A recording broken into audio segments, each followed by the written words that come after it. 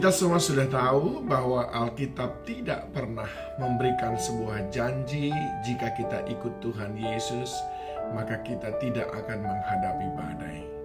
Tetapi justru sebaliknya, ketika Tuhan Yesus bersama dengan murid-murid, tidak jarang Yesus membawa mereka kepada persoalan-persoalan yang rumit, bahkan badai yang mengamuk, angin sakal yang luar biasa yang hampir menenggelamkan kapal mereka.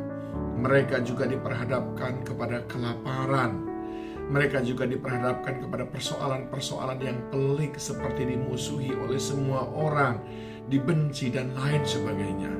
Yesus dari sejak semula sudah menunjukkan corak dan warna yang akan kita hadapi apabila kita sungguh-sungguh mengikut Dia. Tetapi satu hal yang saudara perlu pahami adalah dalam berbagai macam badai, topan, gelombang itu tadi, dalam rupa-rupa kesulitan, penderitaan, persoalan itu tadi, Yesus selalu tampil sebagai pemenang.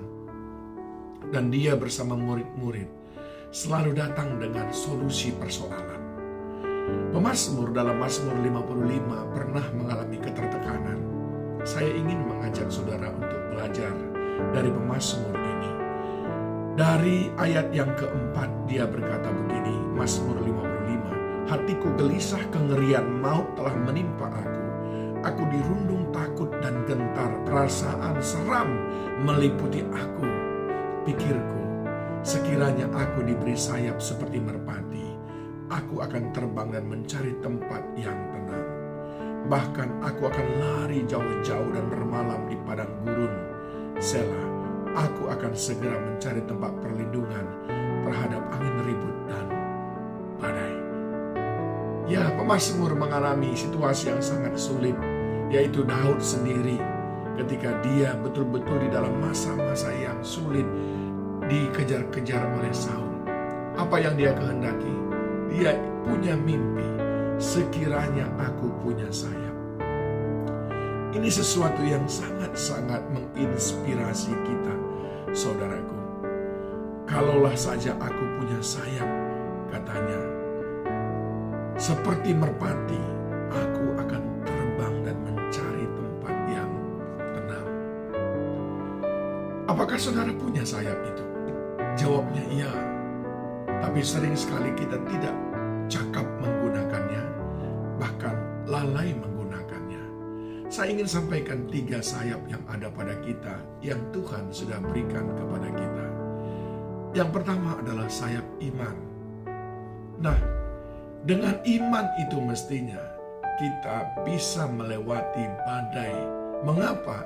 Karena Alkitab mengatakan di dalam kitab Roma 8 ayat 28, dalam segala hal Allah turut bekerja untuk mendatangkan kebaikan bagi orang yang mengasihi Dia. Dan Dia juga mengatakan bahwa pencobaan yang kamu hadapi pencobaan biasa dan tidak akan melebihi kekuatanmu. Dan apabila kamu menghadapinya, maka Dia, Tuhan, akan memberikan jalan keluar. Adakah kita memiliki iman bahwa setiap persoalan kita, Tuhan punya jawabannya? Dan sering sekali orang bijak berkata, setiap gembok ada anak kuncinya. Demikian halnya dengan pergumulan kita. Orang yang cakap menghadapi pergumulannya, orang yang cakap melintasi badai, sayap pertamanya adalah iman kepada Tuhan Yesus Kristus. Oleh sebab itu, saudaraku, kita tidak boleh mengabaikan ini. Salah satu buktinya kita punya iman adalah kita datang berdoa kepadanya. Kita memohonkan pertolongan kepadanya. Dan Roma 12 ayat 12 berkata, bersukacitalah dalam pengharapan, sabarlah dalam kesesakan, dan bertekunlah dalam doa. Ayo kepakkan sayap iman saudara. Yang kedua adalah sayap pengharapan. Saudaraku yang dikasihi Tuhan, orang-orang yang memiliki pengharapan di masa sukar sekalipun, di masa badai sekalipun, dia tahu dia harus menantikan Tuhan bertindak. Dia tidak gegabah, dia tidak menganggap bahwa dia sanggup mengatasinya, tapi dia berharap kepada Tuhan. Yesaya 40 ayat 31 berkata, tetapi orang-orang yang menanti-nantikan Tuhan mendapat kekuatan baru. Mereka seumpama raja wali yang naik terbang dengan kekuatan sayapnya. Mereka berlari dan tidak menjadi lesu, mereka berjalan dan tidak menjadi lelah. Nantikan pertolongan Tuhan, saudaraku, sebab Dia akan bertindak.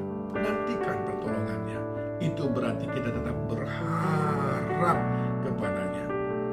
Yesaya 30 ayat 15 berkata, sebab beginilah firman Tuhan Allah yang Maha Kudus, Allah Israel, dengan bertobat dan tinggal diam, kamu akan diselamatkan.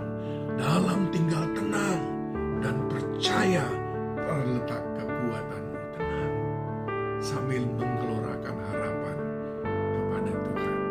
Dan yang ketiga, saudaraku, adalah kasih. Kasih adalah sayap yang ketiga. Nyalakan sayap kasih itu, kepakkan. Mengapa, saudaraku?